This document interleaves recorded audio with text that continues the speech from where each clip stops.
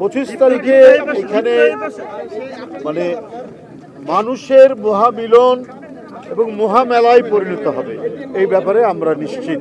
আমরা এখন শুধুমাত্র উনি নেমে একেবারে এই মঞ্চে এসে এখানে এই জনসমাগম, এটা কিন্তু সমাবেশ না, এই যে জনসমাগম হবে তাদের সামনে শুভেচ্ছা দিয়ে উনি তার মা দেশনেত্রী বেগম খালেদা জিয়া, যিনি দীর্ঘদিন নিপীড়ন নির্যাতন সহ্য করেছেন, আজকে চিকিৎসাধীন অবস্থায়, তাকে দেখে তারপরে তিনি বাসায় যাবেন। তো সেই পর্যন্ত আমি মনে করি বাসায় যাওয়া পর্যন্ত রাস্তার দুই ধারে অসংখ্য মানুষ, লক্ষ লক্ষ মানুষ, আমি তো মনে করি যে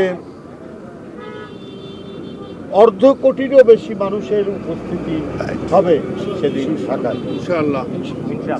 আমাদের অন্যান্য যে প্রস্তুতি সেগুলো সম্পন্ন হওয়ার পথে, চূড়ান্ত হওয়ার পথে। আমরা যে সমস্ত ডিপার্টমেন্টকে বলেছিলাম, আমরা চিঠি দিয়েছিলাম, বিশেষ করে স্টেজ এবং ভারপ্রাপ্ত চেয়ারম্যানের নিরাপত্তা, কারণ উনি 17 বছর পর আসছেন,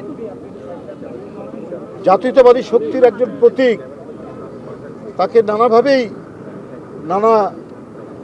মানে তাকে যে সতর্কতা এবং তার যে নিরাপত্তা সেটা বিধান করার দায়িত্ব প্রথমত সরকারের, তারপর দল সে বিষয়ে পদক্ষেপ গ্রহণ করছেন, একটার পর একটা তারা সেই প্রস্তুতি নিচ্ছেন। আমি আশা করি সরকারও সেটা নিচ্ছেন, যেটা আমরা এখানে তার কিছু উদাহরণ আমরা এখানে পাচ্ছি, দৃষ্টান্ত আমরা পাচ্ছি।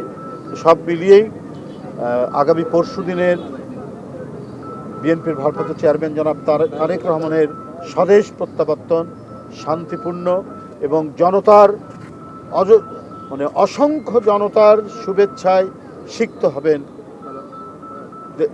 জনাব তারেক রহমান, এবং সেই জনসমাগমকে তিনি শুভেচ্ছা জানাবেন।